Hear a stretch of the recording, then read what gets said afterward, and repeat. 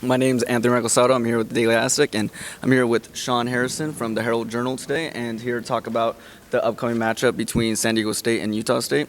So, Shawn, can you tell me about the game yesterday? It was an interesting game. Utah State really was hitting most all their shots early on. Jumped out, built a 25-point lead in the first half.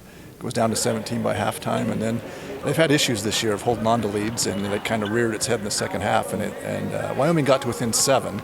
As close as they got, but then Utah State was able to finish it off. But it's kind of a gut check, one of those, you kind of think a 25-point lead should be more than enough, but they have had a hard time holding on to leads this year, but they were able to gut it out and get the win. So when you think of Utah State, of course, Jalen Moore comes to mind, but what are some other players to watch, especially in this game?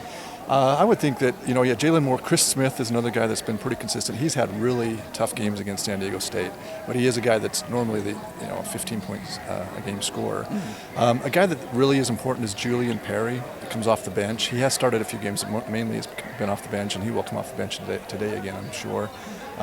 He's a guy that had 14 points yesterday, and the coach I even kind of pointed that out after the games. Like, if he has a good game, we have a really good chance of winning. And he's kind of up and down. I mean, he hasn't really been a consistent player, but he's important to the team.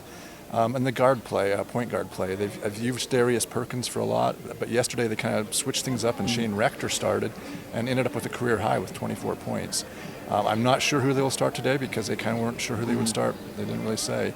But both those guys will play. So I think those guys, they really don't have a solid big guy inside. They kind of by committee.